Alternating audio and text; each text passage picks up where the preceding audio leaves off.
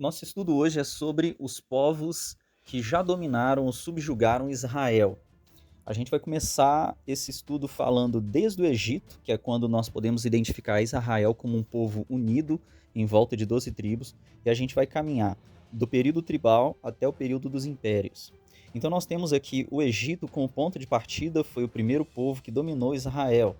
Israel vaga um tempo em Canaã, até que ele entra no período dos juízes.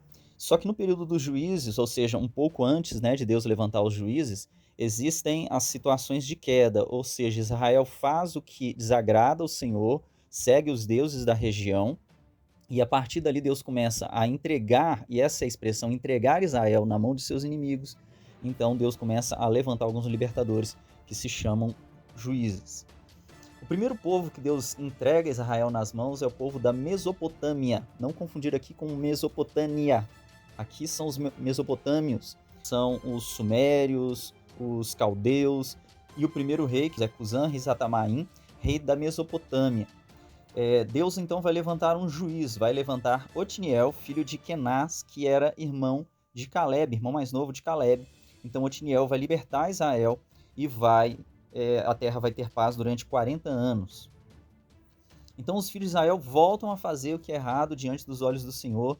Então Deus vai entregar Israel dessa vez nas mãos dos Moabitas, a partir da figura do rei Eglon. Deus então vai levantar um novo juiz para libertar Israel da mão dos Moabitas. E esse juiz agora vai ser Eude, que era um homem canhoto da tribo de Benjamim. Então Deus vai levantar Eude para libertar então Israel, e Israel vai ter paz durante 80 anos. Depois disso, Israel vai novamente fazer o que é errado diante do Senhor, então ele vai ser entregue dessa vez nas mãos dos povos de Canaã, através da figura do rei Jabim. Então Deus vai levantar agora a figura de um outro juiz, que vai ser Débora. Na verdade, o juiz vai ser levantado um homem, que é Baraque, para enfrentar esse povo, só que Baraque não vai querer ir sozinho, vai pedir o auxílio de Débora, que era profetisa, então que a honra vai ser dada a Débora, a glória dessa batalha vai ser dada a Débora, como ela bem mesmo profetizou durante esse tempo. Depois disso, então Deus vai usar a vida de Débora e a terra vai ficar em paz novamente por 40 anos. Novamente, o povo de Israel vai fazer o que é errado e dessa vez Deus vai entregar Israel na mão dos midianitas. E aí, para libertar Israel da mão dos midianitas, Deus vai levantar, então, Gideão, que é uma figura muito conhecida do povo evangélico. E depois dessa libertação, Israel vai ter paz por mais 40 anos. Depois desses 40 anos, vão seguir uma série de eventos, distúrbios internos dentro de Israel, onde o próprio filho de Gideão vai se autoproclamar rei. Então vai ser um período muito confuso, com algumas guerras civis ali, dentro de Israel. E, novamente, um pouco depois, vai ter uma nova dominação estrangeira, que vai ser a dominação dos filisteus e dos amonitas. E Deus vai levantar, então, dessa vez, um homem de Gileade chamado Jefté. Jefté era um filho de uma prostituta, então ele vai enfrentar várias dificuldades nessa liderança, mas por fim ele vai liderar Israel, vai libertar Israel da mão dos filisteus. Novamente Israel cai na mão dos filisteus. Deus então vai levantar um outro juiz, que vai ser Sansão, que vai libertar então Israel da mão dos filisteus durante 20 anos. Então aqui a gente encerra um período que nós iremos considerar um período mais tribal de Israel. De fato é o período mais tribal. Após esse período nós entraremos na realidade dos reinos, a partir de Saul, depois Davi, e das casas, da casa de Davi e da casa do reino do norte. E aqui eu estou com meu filho Gustavo, que me desafiou a fazer essa cronologia dos povos dominadores de Israel, e eu desafiei ele a fazer a segunda parte, contando quais seriam os povos, então, que seriam os povos dominadores que nós teríamos a partir da figura dos reinos. Então vamos aqui só fazer uma introduçãozinha sobre a questão dos reis, do período dos reis. Israel, então, levanta um rei, que é Saul. A casa de Saul só dura realmente até o seu filho, quando já é dividida ali entre Davi, a casa de Davi e a casa de Saul. Levanta-se Davi. Davi tem um filho que é Salomão. E a partir do filho de Salomão, nós temos a divisão do reino. Roboão, então, perde 10 tribos, que serão consideradas agora as tribos do norte, ou chamado Reino de Israel, e abaixo as tribos do sul, nós teremos então o Reino de Judá. Esses reinos, eles caminham durante alguns séculos, porém, em algum momento, como aconteceu no período tribal, eles também fazem o que é errado diante dos olhos do Senhor. Então você tem o primeiro reino caindo, que é o reino do norte. Então vai lá, Gustavo, o que acontece? O povo do norte foi então dominado pelos assírios. Os assírios, eles subjugaram e conquistaram o reino do norte. Que tinha capital, qual era a capital do reino do norte? Samaria. Samaria, exatamente. Só que séculos depois, a Babilônia acaba invadindo toda aquela vasta região, consolidando seu império também sobre Jerusalém e sobre a Síria. Depois, o Império Babilônico, depois de vários séculos, também é dominado pelos medos e os persas, no Império Médio-Persa.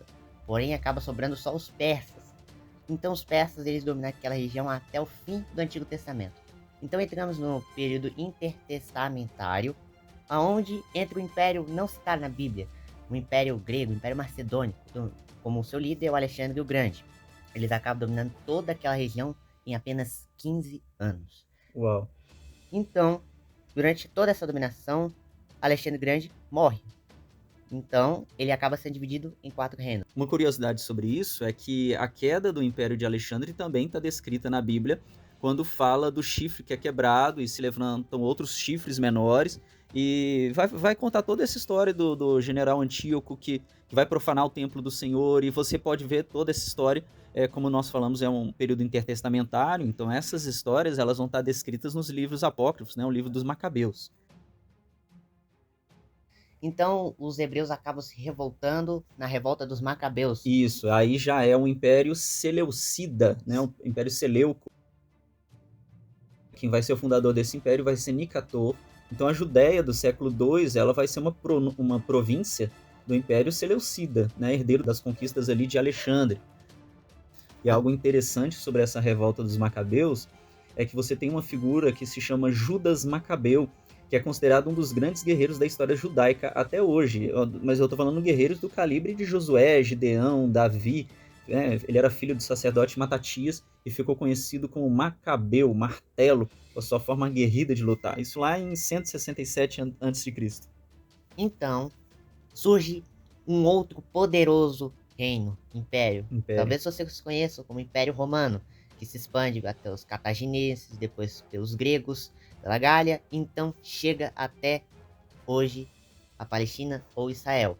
Eles dominam aquela área durante séculos e séculos, e assim acaba a história de Israel na Bíblia. Acaba, na verdade, na Bíblia não acaba, né? A gente vai saber que ela vai acabar pouco tempo depois. Jerusalém vai ser então destruída, e aí acaba de uma forma bem melancólica a história de Israel como reino naquela região. Israel só vai retornar para aquela região então no período moderno, mas acaba a história de Israel de uma forma bem melancólica, e acaba também a citação dos últimos povos dominadores. Então aqui termina uma breve história. É possível que existam outras citações de outros momentos de povos dominadores ali que invadiram Israel.